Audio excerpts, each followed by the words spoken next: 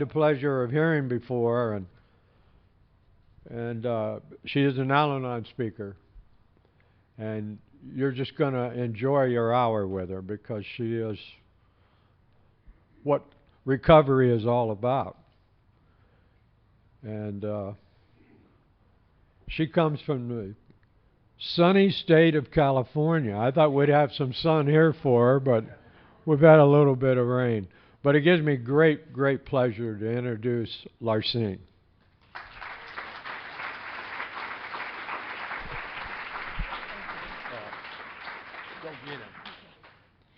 Hi, everybody. My name is Larcine. I'm a grateful member of Al-Anon. Thank you very, very much. I want to thank Sharon and the committee for the honor and a privilege to get to be here. It is an honor and a privilege. I've been having a great time. I've been to a lot of the Al-Anon meetings. They've been great. And, you know, a little nerve-wracking being at something like this sometimes. You know, it's like being the, I liken it to being the corpse at an Irish wake. You know, the Al-Anon speaker, you know, nobody expects you to say much, but they can't have the party without you. And so, to be the little Al-Anon person that's here. And, you know, and you have a great conference, and as Mike's been saying, a lot of great speakers, and, you know, and my opinion about that pretty much is, you know, all conferences, that's how you should feel about them. You know, they say a good conference is like a good orgy. When it's all over, you don't remember who it was that made you feel good. And, and hopefully, you know, that's, you know, to me, if I have to describe, you know, what's been given to me in the program, who said what and when they said it to me and when it had an impact on my life, I can't always put, you know, that to it, but it's not about the messenger, it's about the message. You know, and that's what we pass on to each other. And I'm here to tell you, you know, anything good I have to share, that's what was given to me. Because I came here with a bunch of crap. That's all I really had. You don't end up in here because you got really good ideas. You know, that just, nobody ends up in AA or Al-Anon or any of the programs, because they had it all figured out and it was working for them. You know, I came in here because I just couldn't think of anything else to do anymore. I just couldn't think of anything else to do anymore. And I want to give a shout out to Glenn and Jane, because they're really special people, and it's really nice to see friends. You know, you have friends all over the country as far as I'm concerned when you're in these rooms, even if you don't know anybody. It's amazing. It's just amazing. So I want to thank you very much for the hospitality and for having me. I'm just going to tell you a little bit about what it was like, what happened, and what it's like for me today. I'm the oldest of 4 kids. My dad was a master sergeant in the Army, so that means I was like, I've automatically had rank my whole life. I've always been like corporal or higher. And, you know, it's just what goes on. My husband jokes that I came out of the womb carrying a clipboard and wearing an armband. And he's not too far off the mark there. You know, when I was in school, I was always room monitor, cafeteria monitor, playground monitor. You know, and why? Because the teacher knew that if she left and somebody did something wrong, I would write them down. They would be reported. You know, I just, I don't know what to tell you. It's just a gift that I have. And, and it comes in handy sometimes. Sometimes it's, you know, these things will work for you if you use them in, you know, the proper way that God meant you to use them. So, you know, when I came into Al-Anon too, I thought it was all about that I would have to change everything about me, that everything about me was wrong. And what I've really come to learn in this room is that you are who you are. You know, and how I was affected by the disease of alcoholism is what changed me. You know, I want to be who God wants me to be here. You know, and sometimes that is a person. You know, I'm very organized.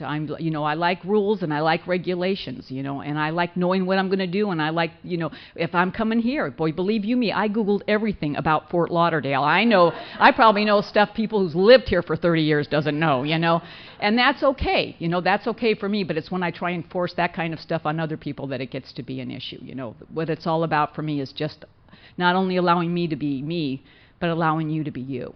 You know, so that we can live in peace and harmony and serenity, and I'm so very, very grateful for that. But anyway, I grew up, and my dad's like this master sergeant, and he treated our family just like the friggin' Army. You know, he referred to us as his troops at home. We had little bunk beds with Army blankets on them, little foot lockers at the end of our bed. You know, my dad, you would, you know, do room inspection, flip a quarter on him. You know, I would stand at attention at the end of my bed, you know, wait for the pat on the head, get the salute, you know, and I loved it. I love all that organization. I think it's really, really neat. I am still like a frickin' neat freak today.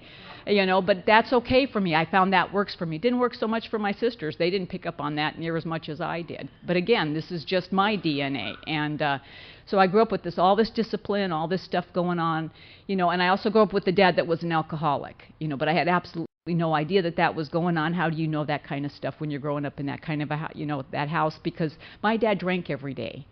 So, as far as I was concerned, everybody's dad drank every day. And I learned really early on not to ask stuff. Because when you ask questions, you can get in a lot of trouble in my house. So I learned not to ask stuff. So because I need answers, ever since I was a little kid, I got to get them from somewhere. So I just think crap up, pretty much. It's just floating out in the universe. I need an answer. I think up some crap, lands here, becomes fact for me, and I just fly with it. And so it's got to come from somewhere because you need an answer. And anyway, and my dad is a very angry drunk. He's a very violent alcoholic. That's just how his reaction is to alcohol. I know that's not everybody's reaction, but that was my dad's reaction. He's just a very violent, angry person. A lot of his own stuff, from his life, and both of his parents were alcoholics. But again, I have absolutely no idea about any of this stuff. And I used to wonder why someone would go to all the trouble to marry somebody, have kids, and then treat them all like crap. I just could never quite figure out what that was all about either. And but again, I don't know that it's any different. Like I say, we were in the Army. We always lived in military housing. We always lived with other military families. There were a lot of moms walking around with broken arms and black eyes. So it was, again, it was ordinary. And what my sponsor says, it's ordinary behavior in an alcoholic home. That's the norm. That's just plain old the norm. And when I was really new in Al-Anon, and even still very much so today, I went to lots of open meetings of Alcoholics Anonymous. If you're new to Al-Anon, I cannot recommend that enough to you. It says in our Al-Anon literature that we should learn all we can, about the family disease of alcoholism, and I know no better place to learn that than in open meetings of Alcoholics Anonymous. And I remember being at one of these first AA meetings that I went to, and the AA speaker that night, his whole talk was about alcoholism, the family disease. And he described alcoholism in the home as having a rhinoceros in your living room, but everybody pretends it's a coffee table. And it was almost the perfect description of the house that I grew up in. Because, my mom would get to this point where she could tell where my dad was ready to have one of his alcoholic explosions. And, rather than say, all of us kids, okay, nobody talk, nobody do anything because your dad's going to blow up, because you couldn't say that because then my dad would blow up. My mom, if you grew up in an alcoholic home, the first thing that goes out of the window was any form of verbal communication whatsoever. So my mom would speak to us facially. So if you're sitting at the dinner table and mom's like, if you grow up in an alcoholic home, you know what that stuff means. There's just, it means everybody look at your plate, nobody talk, just shush. And but if you have an alcoholic that's ready to explode, nothing is going to stop that from happening. And so we have some minor infraction. Pee might roll off your plate, or you might scrape your knife, or spill a little bit of milk, and my dad would go ballistic. And then dinner would go flying, all the dishes would be broken, everybody gets smacked around, everybody's got to go to bed. It can be 5 o'clock in the afternoon, everybody's got to go to bed. My mom, the kids, the dog, it's just the way it goes down in our house. And then the next morning you get up the courage and you're walking down, the hallway to go into the kitchen to have breakfast before you go to school, and there's my dad drinking his breakfast beer. And it's, good morning, what do you want for breakfast? And no one said, gee whiz, what was that about last night, Dad? Gee whiz, how come you had to break everything? How come you had to hit everybody? Because the rhinoceros just goes back to being a coffee table again, because it's a different day and you hope today will be different. It's the family disease of alcoholism. I know that now. I didn't know it then. And, I need to tell you that my dad died. He died when he was 55 years old. He died the death that they talk about in the big book of Alcoholics Anonymous, total insanity and death. I can't even tell you the last words my father said to me. They were so vile and so vulgar, I wouldn't even begin to repeat them from this podium. And I always say the last words my father said, and that's really incorrect, because what I really know was the last words my father's alcoholism said to me. Because that's what alcoholism does to people. It takes the people that we love or are supposed to love us and just turns them into this monster that's alcoholism. That's all I know. And I'd like to tell you, by then my mom had since divorced my dad, and I was the oldest, so I had legal, all that crap, all the paperwork, and I was in charge of my dad. And I remember being out in the waiting room of the hospital, and the the doctor coming out to tell me my dad had died. My sisters are there, tell us our dad had died. And I'd like to tell you, that when we heard that news, we were very sad for our family, but we weren't. My sisters and I were like, ding dong, the witch is dead, da da da. And I don't tell you this story because I'm proud of it. I tell you this story because this is where the disease of alcoholism takes families. This is absolutely positively where it does, because my sisters and I really believed that the reign of terror was now over. You grow up with a violent alcoholic like my dad was, he's always going to kill us. He was always going to do all this stuff. And we lived in fear. The first emotion I remember ever having was fear. And so I really, really believed, that his being dead, that this reign of terror was over and our family would no longer be afflicted by this awful thing. And I'm really sharing this with you because I want, especially any new people that are here, if you think that killing the alcoholic will fix the problem, then we would just have all the Al-Anon meetings in the prison system right now. That would we could all be happy that way, But I'm here to tell you from my own personal experience, that even though the alcoholic died, the alcoholism was still very much alive and living in our family. The alcoholic may be the person that triggers that. But that's all. The family disease of alcoholism affects everybody in the family. And if once it gets its hold on, at least I know once it's got its hold on me, it's got its hold on me. I don't need an alcoholic anymore to keep, that merry-go-round of denial, that whole disease thing, was very much alive and living well inside of me. And when my dad died in 1981, October the 13th. It was Friday the 13th, just a typical day my dad would pick to die. Without a doubt. And I had been coming to Al-Anon. I'd started in June of 1981. So June, July, August, September, October, 4 months. I wasn't even close to the loving and kind portion of this program by any stretch of the imagination at that point. But I had done, every time I would think about my dad, the things that happened when we were kids, things he said to us, the way he made us feel about, he had a real issue about girl children, that we were less and bad and all this stuff, and that's a whole nother story into itself. But I did a lot of writing, I did a lot of step work, I did everything my sponsor asked me to do, when it came to the stuff about my dad. But it didn't seem to matter how much work I would do on the stuff, no matter, just things would trigger thoughts, and I would just, remember these things that happened and just get angry and frustrated and just a mess all over again. And I don't know how you are, but when I'm feeling really crappy and just messed up, I really like to take that home and share it with the people I love and care about the most, just spread that joy some more. And again, how I'm affected by the family disease of alcoholism, we seem to want to suck everybody down the hole of pit with us. So, and I remember talking to my sponsor about it one time, and she said, Larcine, you've done everything that we've asked you to do, about this. She says, but Al-Anon isn't about problems. Al-Anon is about solutions. So we need to work on a solution for you. So I'm going to give you an assignment, and you're not going to like it. And she always said, I'm not going to like it, because I never like anything I've ever been asked to do at Al-Anon. It always seems so trite compared to the huge, huge problem I am bringing, And so, but she said, I want you to go home, and I want you to think about a good thing your dad has done for you. And my initial reaction was that there's no such thing, because again, the negative family disease of alcoholism never wants you to see anything. I know for a fact good could be staring me in the face and I would be totally oblivious to it. And but I've always been willing here, and for that I am truly, truly grateful. I consider that, God's grace, and again, grace, God's grace is a gift unearned. And I believe that because for whatever reason, when I started first coming to Al-Anon, I heard right out of the gate that you got to be willing. If you want anything to be different in your life, then you have to be willing to do something different. And so I've always been willing. Mind you, this much at a time, but I've always been willing. And so I was willing to at least go home and think about it. And I don't know how long it took me, 2 weeks, 3 weeks, and I came up with the fact that my dad taught me how to drive. And if you're going to live in Southern California and marry an alcoholic of your own, that's a skill you just got to have if you're going to track those suckers down. You got to know how to go get them. And and again, and I didn't think my sponsor would be particularly happy with this answer. I really didn't care. It was just kind of like I was this much willing, and this is what I got out of that much willing. But if you have a sponsor like I have a sponsor, and I see people all the time in Al-Anon that don't have sponsors, because they're waiting for somebody just like them or whatever. I don't know what that whole thing is all about.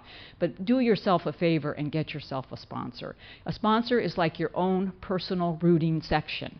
They want you to do good, mainly because it makes them look good, but they still want you to do good, okay? It's a win-win, all right, all the way around. You look good, they look good, everybody's happy here. Rarely do I have a year about sponsor that tries to make you look bad. It makes them, whoa, who's that on? So, I have always been very lovingly sponsored, and I'm so grateful for that as well. But I remember going to Jeannie, and I said, okay, Jeannie, I came up with something. And again, a sponsor like my sponsor, she's always just so thrilled. Anytime I try anything, anytime I'm this much willing, she's like halfway to the moon with it. So she's all, oh, yay, wonderful. And then I'm going to tell her, and I think she's not going to like that. So I said, well, my dad taught me how to drive. That was the only thing I could think of. And she's like clapping her hands. You think I'd come up with the cure for cancer or something. I mean, that's, again, how I am sponsored here.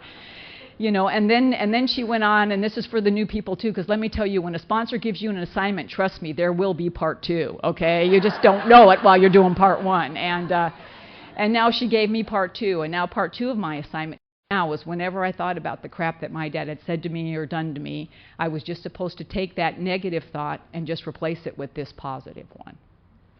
And I don't mean to tell you that I grew up in this home with this very abusive dad and that my sponsor gave me this stupid little weenie assignment and I did it and now everything is just hokey dokey wonderful and that's all whatever. What my sponsor did that day was she gave me a very, very precious gift. She gave me the gift of forgiveness.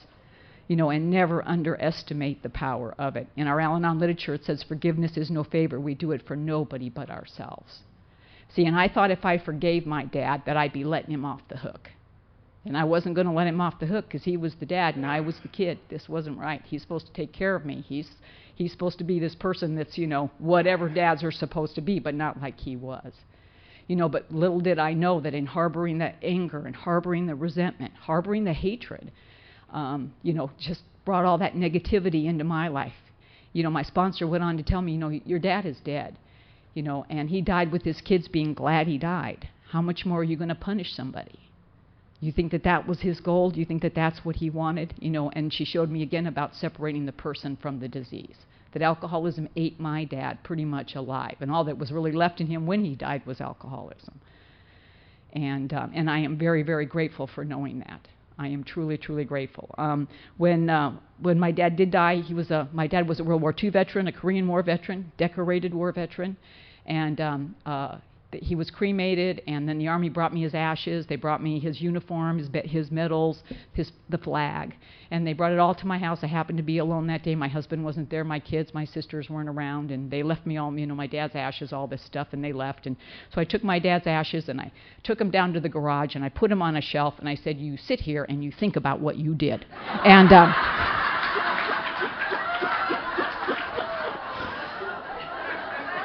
and he sat there for a very long time.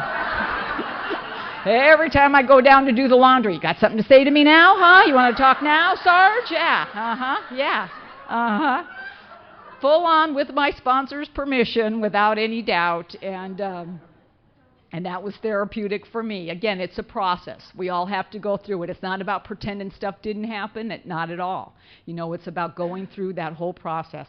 Of acknowledging what's going on with your life and then into the solution. What can I do about it? How much do I want to keep on hurting? I'm not a kid anymore. I don't want to be a kid anymore. This is different. It should have been different, but it's the way that it is. So I have to have acceptance so that I can move on and get the shot at a good life.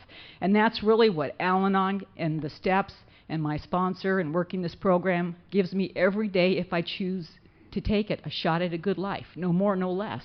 I think everybody has that opportunity there, but it's, are you willing to do the work to take that shot? Because it's easy to stay in the pain. We all know how to suffer. We all know how to, be in pain, be in anger, have resentment. You don't even need to go to a program for that. That just kind of comes naturally from this deal. And so I am really, really grateful for that today.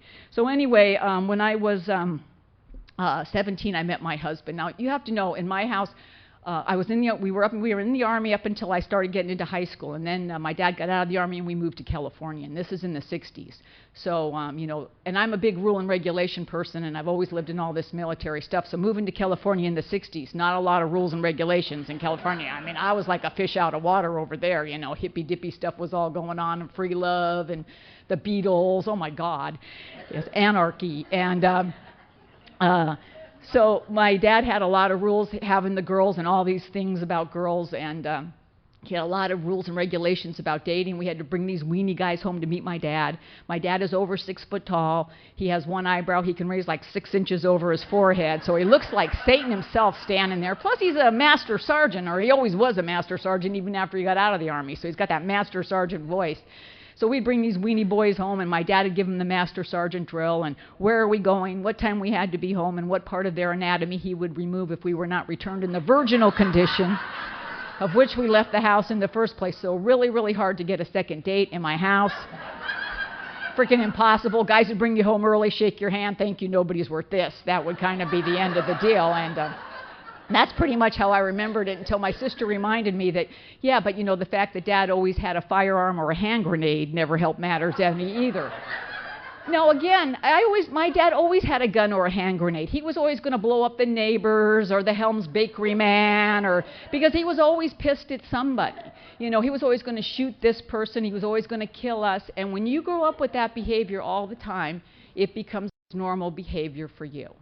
It just plain old does. I love in our literature, you know, where it says, when every good sense tells us there is something wrong. You know, Joyce touched on it last night about we believe them. You know, they come up with the most fantastic stories and we believe them. And we believe them because they believe what they're telling us. You know, I know when an alcoholic is lying and when they're not. And when it's, and when they, you know, it's a absolute truth. And even as a kid, when I would know that what this crap coming out of my dad's mouth was nothing but garbage, I had to justify it and rationalize it because this is the house I live in. And when the neighbor kids are picking on you and making fun of you because your dad's, you know, running around half naked doing whatever type of stuff, you have to defend your family because that's your job in the deal here. How I'm affected by the disease of alcoholism. And so it has to be okay with me. I have to find a way, again, information from nowhere, and make it work for me so that I can live in this house and try and hold on to some kind of sanity, whatever that, you know, whatever that looks like, growing up in an alcoholic home. So anyway, when I was 17, I met my husband. I should have known there was something really wrong with him because my dad liked him right away. And that like never happened. And we went on this date, and we were with this other couple, and we went bowling, and I beat him at bowling, and then we were going to go back to his house. Now, my husband is several years older than me. I was 17. He was 23 at the time. He'd been married before, had a kid, but was back living with his mom and dad, which should have been clue number 2 to me that there was something wrong, but that went right over my head. And so we go back to this house, and we're going to play this game. And it's, well, first he stops at on the way back there, he stops at a liquor store. And he asked me what I would like to drink. Well, I am 17 years old, and there are rules and regulations in the state of California. And I proceed to tell him those rules and regulations and that I am an underage minor, buddy. I am not allowed to drink in the state of California. And I know he heard what he still hears today when he doesn't want to hear what I'm saying. He heard blah, blah, blah, blah, blah, blah. And he went in and got a gallon of Red Mountain wine, if nothing else to impress me what he could consume in sheer volume alone in one evening. And now I don't drink because it's against the law to drink.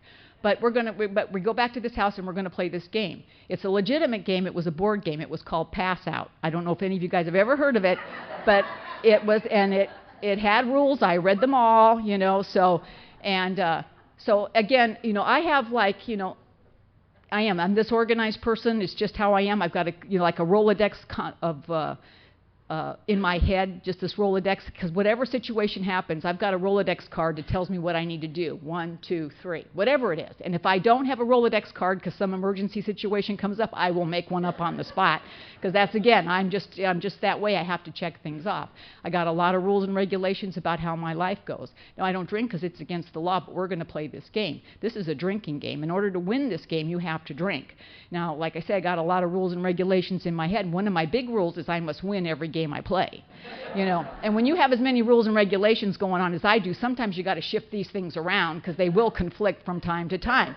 And when you're dealing with an alcoholic, you can darn near count on it. You know, there's going to be a lot of conflicts there. So now I must win every game I play, which means I'm going to have to drink something. So I drank half a glass of wine. I won the game. That's what that was all about. And of course, he drank all the rest of the wine. Now he's getting ready to take me home. And believe you me, I've got an index card about what my life is going to be like. I'm 17 years old now. I know that the drinking is a big issue in my house. And I got a card all right, and this is what my life is going to be like. And I'm not going to have any kind of life like my mother has. Boy, I'm not going to marry an alcoholic like my mom is married. I'm going to marry somebody who loves me, who I love. We're going to have kids. We're going to have all girls. We're just going to make them feel good about being girls, and we're just going to have this wonderful family. And believe you me, there's not going to be any drinking going on in this house.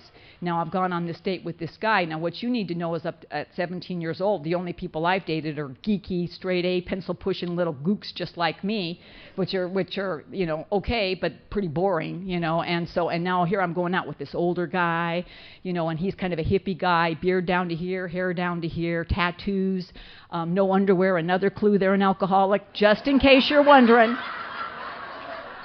Please don't talk to me after the meeting about this. You know it's frickin' true, okay? So just go talk to your sponsor, whatever. I'm just putting it out there for new people. There's something about them and being naked. I don't know what that's all about either, but that's just what they got to do. And I always think one pair of pants is like all they can manage, so that's just what that's about. Thank God it's the outer ones, right? So, but what I remember is what a great time I had, how much fun he was. And so, and now I really want to go out with this guy again, but he's not meeting my criteria on my card, but I will change my card, and so, but before I can change a card, though, I got to justify it, and I instantly do, because it's very easy for me to do that, because see, where my dad is a very angry, violent alcoholic, I'm not thinking that this guy is drinking. But when my husband drinks, he doesn't want to hit you or slug you or make you feel bad about yourself. When my husband's drinking, he just wants to love you and hug you and kiss you and tell you how pretty you are. And that is something I can work with. I can do something, That looks workable to me, So I will change the rules. And so we pretty much started dating exclusively from that point on. It was really hard for me to date Butch, basically because he couldn't remember my name. But if you're dating an alcoholic, boy, that's just the tip of the iceberg. That should be the hardest thing. He'd call me up on the phone, Lucerne, Lorraine, whatever. I'd answer, I'd go. He knows my name now, I'm here to tell you. He's got no problem with it anymore. But and I know my name is different and it's weird, and my dad named me Larcine. And he told me that when I was a little girl, it was the name of a town in Scotland. And my dad was hugely proud of his Scottish heritage, very proud of his Scottish heritage. And again, because I was first born, and I was a girl, and that was a bad thing, but because I was first born, he gave me this really special name. That was like the best thing he could do for me, was name me after this town in Scotland. So I was always really proud of that. And after my dad had died, and I'd been in Al-Anon for a while, this is, of course, a long time ago, so we have places. We didn't have Google or computers then. We had buildings called libraries, okay? That's where you would go to look up information, that's where you had to go. So I went to the library to go look up Larcine, Scotland. Can't find it anywhere. So I asked the reference librarian, because I just have a little, our little Redondo Beach library, so I asked her to, talk to the reference librarian in at the downtown, Los Angeles downtown library, and see if she could find out about it. So she told me to come back in 2 weeks, because that's about how long it took to get that information back from them. So I go back 2 weeks later. Nope, no Larcine, Scotland. Never been Larcine, Scotland. Just no Larcine, Scotland. So now I'm getting kind of ticky, because here, I'd gotten into all the forgiveness thing, worked all this stuff out with my sponsor, grateful for my name because that was a gift from my dad, but now it's just pucky-wucky, and so I'm getting angry. And so a friend of ours is a big golfer guy, and he knows I'm getting angry about it, and he's going to Scotland, because I guess Scotland is like the mecca of golf, in the universe there. So he says, I'm going to go to Scotland. And Scotland's a very old country. Maybe there's not Larcine, Scotland now, but maybe there was Larcine, Scotland a long, long time ago. Let me go check it out. So he was gone 2 or 3 weeks. He comes back, never been Larcine, Scotland. Okay, I'm done. I'm over it. I'm just changing my name. This is screwy. Blah. So I happened to be with my husband at his AA meeting one Saturday night, and a good friend of his walks up to me, and he says, Larcine, you're not going to believe this, but I found out that Larcine is a Scottish word. I go, oh my God, you are kidding me. He goes, it is. It's Scottish. For daughter was drunk, or father was drunk when daughter was born, so daughter got a weird name. And now I am pretty sure that is not a true story. I am almost positive of it. But what he went on to say to me is, Larcine, I am alcoholic like your dad is alcoholic. He goes, and I don't know what your dad was reading or what your dad was looking at, but I really believe that when your dad named you Larcine, he really believed that it was the name of a town in Scotland. Now, because he wrote it wrong or saw it wrong, I have absolutely no idea. But he says, is the gift anything less? Because it's not wrapped the way you want it to be wrapped. And one more time, my circumstances haven't changed here at all. My name still means crapola nothing, but again, I come to you and you guys just give me a different way of looking at it, so I got a shot at a good life. Because see, it's all about attitude here. It is just all about attitude. And I really do believe that my dad believed that it's the name of a town in Scotland, and that's going to be good enough for me. And again, attitude is everything.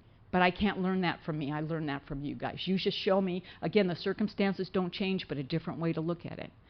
And it makes it okay. And it makes me able to enjoy my life, to have the shot at a good life today. Because nothing else I can do about it anyway. And I am really, really grateful for that as well. So anyway, Butch and I dated for a while, and what happened is after we dated for a couple of years, I ended up getting pregnant.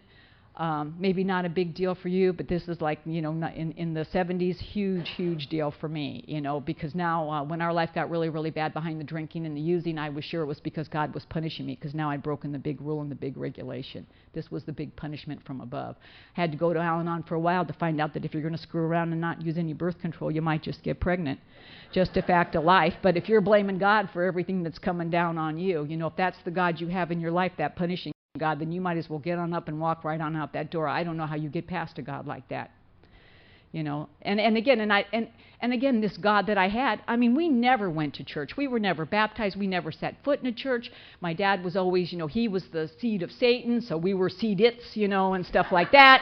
We were all going to hell. I was already all comfortable with that, and stuff. There was absolutely no choice. And again, information from nowhere. Lands here becomes fact for me, because who do you talk to about this kind of stuff? Because anytime I would ever start to talk with anybody, neighbors or work people, they would kind of look at you and like, why do you put up with that? I wouldn't put up with that, because they don't love an alcoholic.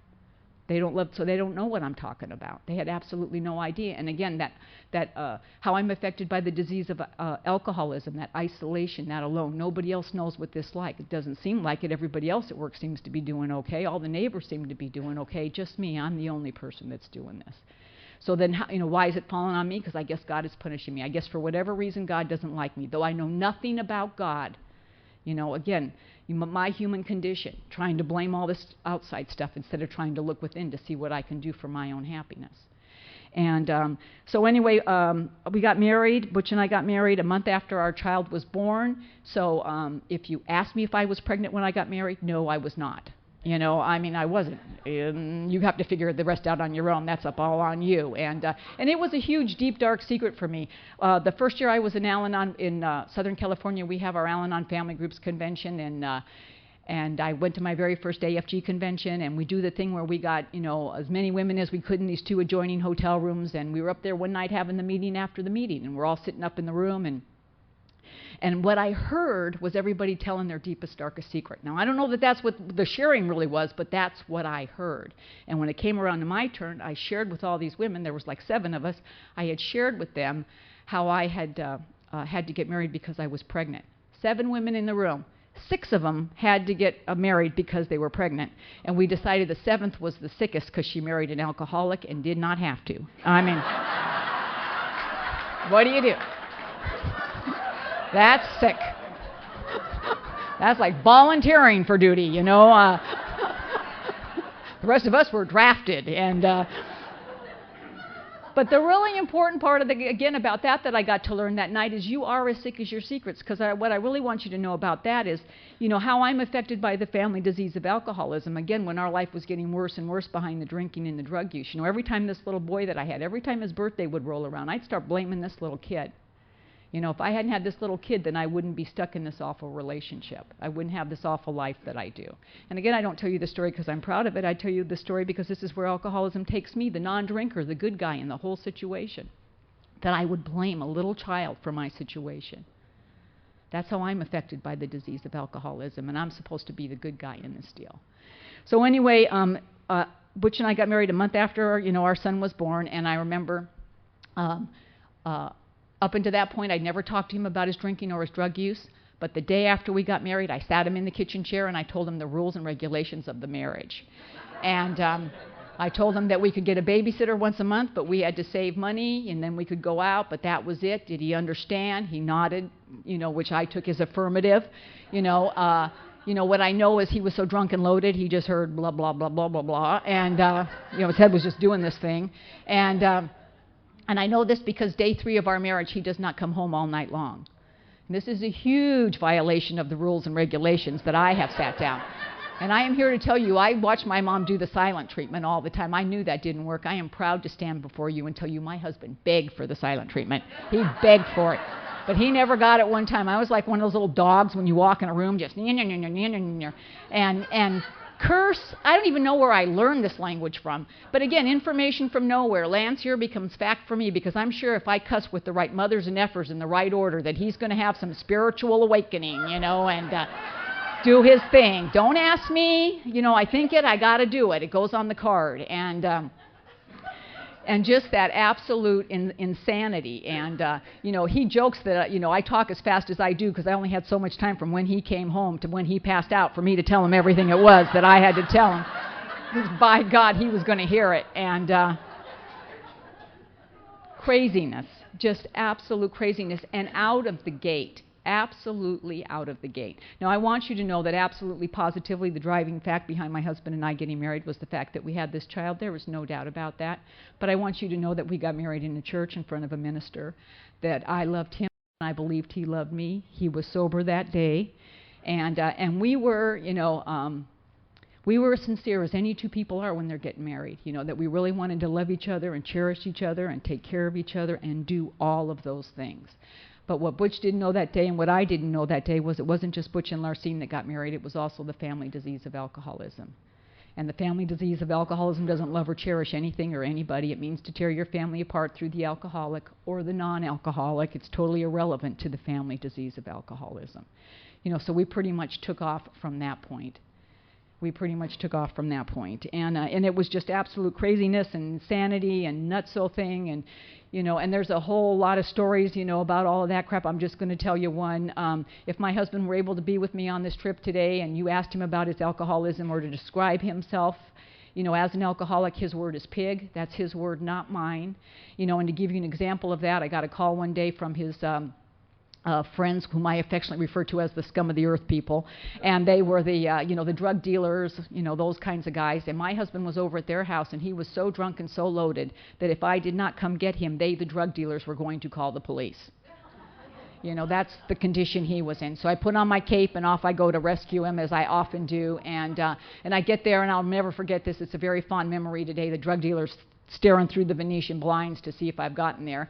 And he's in the drug dealer's bushes. They've kicked him out of the house. He's in their front yard bushes. And so I get him out of the bushes and get him in the car, and I drive home, and I take our son, go put him up in his crib, and I come back to get my husband out of the car, but he's made the mistake of getting out of the car without me being there, and he's fallen onto the street, hit his head on the curb, cracked his head open, blood's gushing out. I like to tell you I'm concerned about him. I am not. I just don't want anybody to see him. He's 185 pounds of wet washcloth, so I cannot pick him up. So I grab him by the ankles, heave him up over the curb, dragging him down the sidewalk, little trickle of blood coming right behind him. Now, why we call these people normies, I have not a clue. But here's a guy driving down the street. I'm dragging a guy down the street, bleeding by the head down the sidewalk. And he stops his car and says, "Are you having a problem?" That's what the normie people think. I'm like, yes, my husband's fallen in, he can't get up. And so he gets him up, and now, okay, now he's bleeding, and okay, I don't have an index card for this. I got to make one up. So it's like, he's got a head injury. First thing on the card, he must be in bed. Don't ask me. It just lands here, goes on the card. I got to do it. And so we live in this townhouse, and so our bedroom's upstairs. So not only do I have to get him in the house, I have to get him up the flight of stairs into the bedroom because that's what it says on my card. And so now, we're going up the stairs, and the words are flying in between him and I, and Mr. Good Samaritan no longer wishes to participate. So he gets to the top of the stairs, and that guy's out of the house like a flash, gone. And now Butch is on the bed, big puddle of blood. Now I'm really scared. I very much want my husband to die at this point. Believe you me, I want to be a widow more than you can know. But I don't want my fingerprints anywhere on the scene of the crime. So So I'm hysterical. I call 911. They don't know what the heck's going on. They send a hook and ladder truck, paramedics. They got the police. They even got a hold of my mother. And so they're all cleaning him up. I'm in the bedroom with the baby. Oh, my husband. My mom's trying to calm me down. And the police come in and they go, Mrs. Gantner, your husband says he injured himself because you pushed him down a flight of stairs. Yeah. I told the police I hadn't done that, but prop him up. I'll be happy to push him down in front of the Redondo Beach police, and because that's where I go with it. And they told me that wasn't necessary, and they cleaned him all up. He's got a little weenie cut. He needs like 3 or 4 stitches, but he's too drunk to walk. So they got to take him by ambulance to the hospital. Now, I don't know how your neighborhood is, but Friday night, 5 o'clock, 6 o'clock, whatever time it was, hook and ladder truck, all my neighbors are out front. And my husband is a very friendly guy. He knows all the neighbors. He knows everybody because that's the kind of guy he is. I personally speak to no one because that's who I am. And so he comes out on the gurney, and all the neighbors are out there, and he's, how you, Frank? How you, Joe? All that stuff. And they're like, Butch, what happened? Larcine pushed me down a flight of stairs.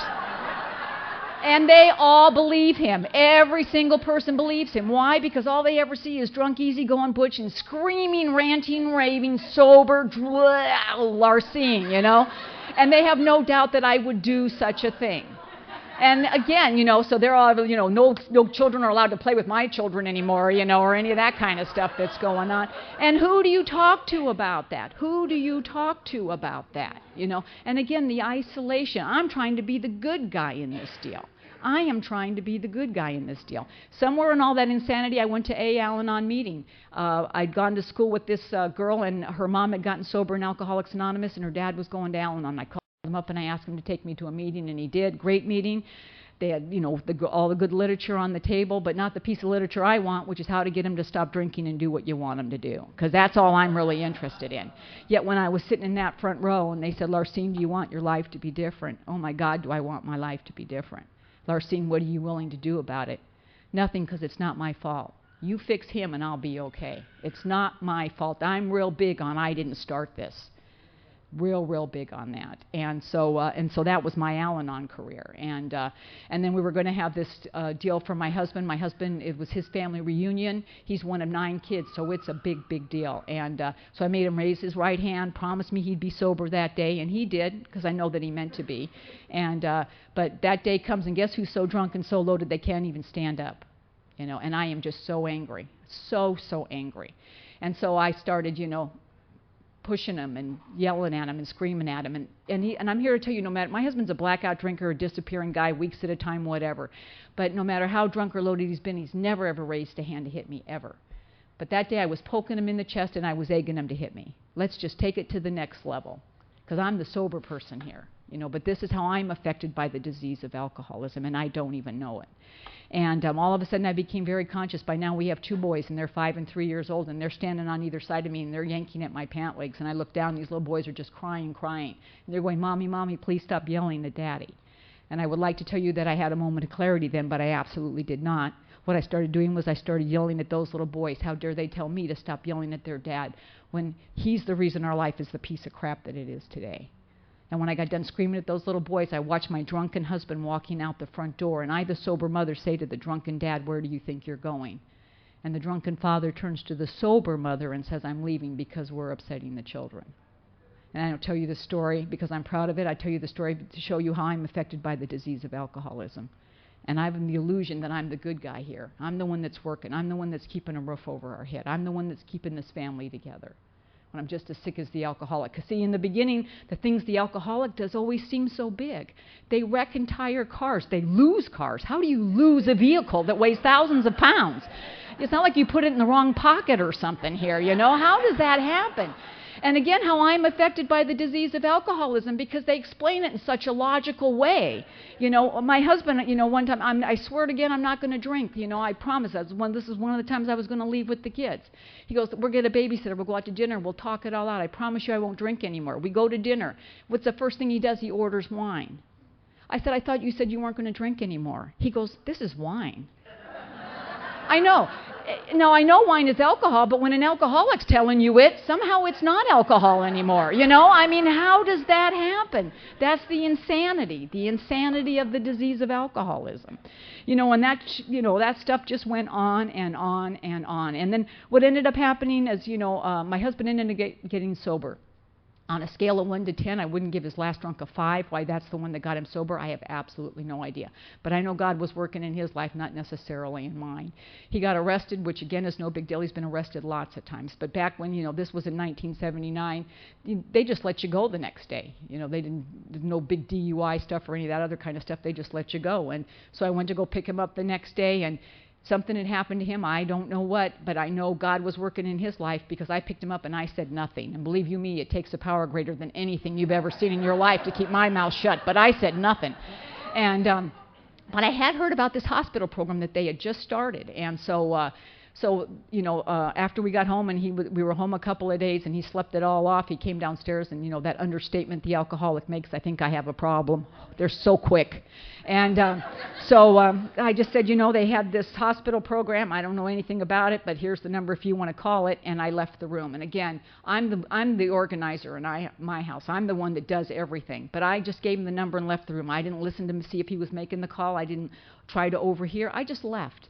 And he made the call, and he got himself admitted to this hospital. And first they had to detox him because of all the drugs and alcohol. He'd tried many times to quit on his own. He'd gone through the DTs several times. So they put him in the psychiatric unit first, and I got to the double doors there at the, I was leaving, and the guard was letting me out. And he called me back, Larcine, come back, and I was sure it was because he changed his mind, and, I was going to, so I walked back to him, and instead he reached into a pocket and he handed me the Valium that he brought in case of emergency. And he'd never parted with the Valium in his life, so I knew something was really different, but I went home and I took it because I was just a flaming basket case. I think I slept 26 hours on one 10 milligram Valium, but in my own defense, I was very, very tired, okay? I was really tired. And, and if it was up to me, he would still be in that place. I loved it. They lock him up at night. They watch him for you. I just think it's a great answer. I just was happy with that, But again, that's what I would have settled for because at that point in my life, I was just so tired. Just tired. All I wanted was quiet. No talking, just nothing. Flatline me, just whatever. I would have been happy with that. But he ended up being there for about a week or so, and then they introduced him to the alcoholism treatment part of that program, and that was another 21-day stint he did on the other side, and he started going to Alcoholics Anonymous, and I'm very happy to report to you that this coming July, my husband will have 32 years sober in Alcoholics Anonymous. And I am very, very grateful to Alcoholics Anonymous. I truly, truly am. They saved the life of a really good man. And more than that, I think they really saved a family, too. I always get weepy at this part. And believe you me, it's not because my husband got sober, because I really wanted to be a widow. I was really rooting for the death thing. I was really kind of pissed at AA right then. And so, but I think about if my wish had come true and my husband had died. And then I want you to think about that angry woman and those 2 little kids. And I want you to think what kind of family we would be today, even without the alcoholic in our family anymore, because it's the family disease of alcoholism. It's the family disease of alcoholism. So anyway, my husband got sober, and now he's like the big hero of the freaking universe, It's like, everywhere I go, Butch, he's so wonderful. Oh, aren't you so happy? He's doing so good. And I would go with him to AA meetings, and AA women would come up to me. Are you Butch's wife? Yes, I am. We just love him. Yeah. Chapter 5, how it works. You get them sober and some AA broad steals them away from you, okay? Yeah. Information from nowhere lands here, becomes fact for me. And reality, I can look back on that now and what I see is beautiful women in Alcoholics Anonymous, and lovely, lovely people who are working a program. And I know that Butch is around them all the time, but he comes home to screaming Banshee Larcine because I do not know how to turn it off. Because when my husband was in the hospital, they didn't know family, nothing then. It was all about the alcoholic. They told me I should go to AA Al-Anon meeting, and hallelujah, I will go to AA Al-Anon meeting because I'm a rule and regulation person. You tell me to go, I'll go. But I go into one. And so I go back to that very first meeting that I went to 2 or 3 years ahead of that, that I told you about that I went to. I couldn't wait for my turn because we saved the last 10 minutes for newcomers. So when I raised my hand, I said, I was here 2 years ago. I asked you how to get my husband sober, and you didn't tell me, and I'm not going to tell you how I got him sober now. And do you know what they said to me? Keep coming back. Hallelujah. Now, I want to tell you new people, even if you're not new, when they tell you to keep coming back, that is because what you have said is so ridiculously hopeless, so bad. That is your only hope at all, is if you keep coming back. That is your only hope. And of course I didn't. And what ended up happening is my husband, he was sober, going to AA, and I was loving it. I went in the beginning to make sure he heard the stuff he's supposed to hear because I'm a helper. But after 6 months, I got tired of going to AA. I thought he should too. God, there's only 12 steps. How stupid are you? What is taking so long here? But he made it clear to me that this was the way of his life. And to make a long story short, what ended up happening for me is, 2 years into my husband's sobriety, and I'm an on-task person. I'm just as rigid can be, because that's all I know. I got to just watch you like a hawk, because if I don't, boy, you might mess up, and then everything will just fall apart again. And I hear my husband and my kids, and they're cutting up in the living room, having a good time, and I'm on task because it's laundry day today, boy, so there's no fun till the work is done. And, these are all my mottos that I brought with me. And so I'm passing through the living room, and boy, I set foot in the living room and all that laughter stops. Because this is what I do now. I suck the joy right out of a room. This is my gift. And as I'm passing through that living room, I hear my God's voice in my head as clear as a bell. And it said, "You are your dad. You are your dad, and this is not who you are supposed to be." It was just that clear to me. And so because my husband had been in AA, then, I called my friend again, Crazy Gene, and I asked him to, again, meet me in a meeting, and he did. And, and I started coming down on for all the right reasons that third time. I didn't come to get an alcoholic sober. He already was. I didn't come to keep him sober. He was doing fine on his own. I came because I was sick and tired.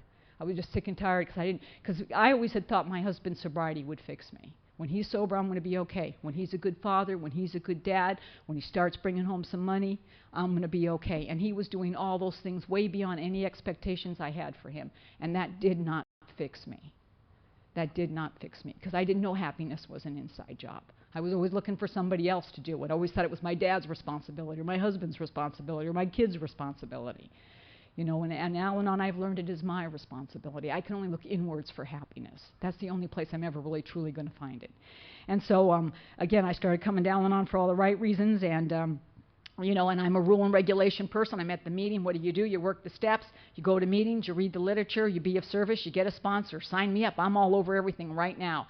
And I picked my first sponsor, Jeannie, for all the reasons that you shouldn't pick a sponsor. I didn't want anybody just like me. Then she would know what I was thinking. Who wants that? That's not a good plan of attack.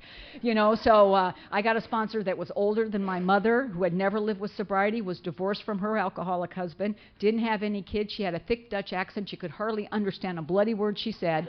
And I remember the first time I used her as a sponsor, my husband had gone to work that morning, had a dead battery. And he asked me to jump his car, and I did. And after I jumped it, he ran out of gas.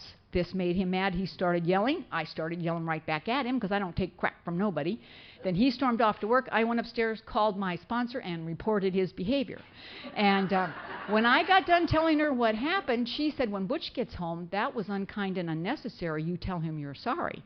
And I'm like, whoa, whoa, whoa. Jeannie doesn't know how we do things in America. And she missed the crucial who started it, which I think is very, very important. So I'm going to tell her again, because obviously she was not listening the first time to all the critical details. So I started telling her the story again. I didn't even get 30 seconds into it. And she said, "Whoa, whoa, whoa. I already heard you the first time.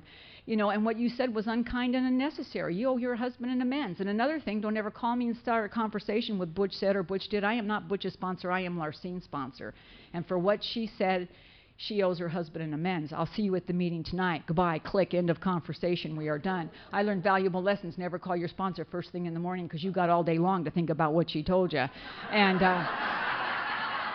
never call your sponsor when you're going to see her that night at a meeting because you're going to, I got no choice. I'm a rule and regulation person. I got to do what she told me. And I don't put things off. So whenever Butch walked in the door that night, I marched right up to him and I said, "I'm sorry I let your shitty attitude affect me the way that it did.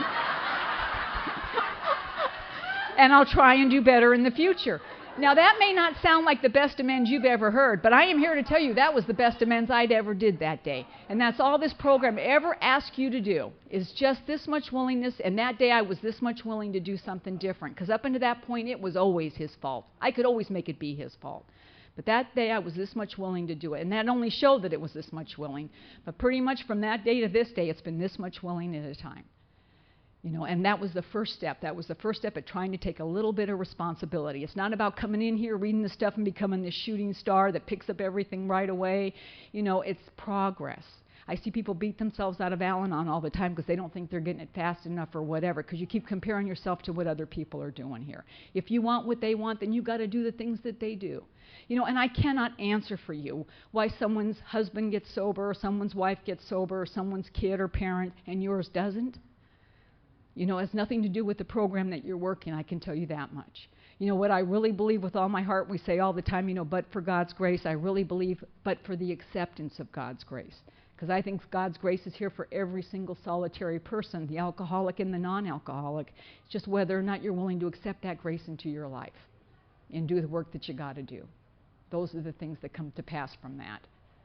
But anyway, just to share with you, so you know what a sick person I am continually, why I constantly need Al-Anon all the time.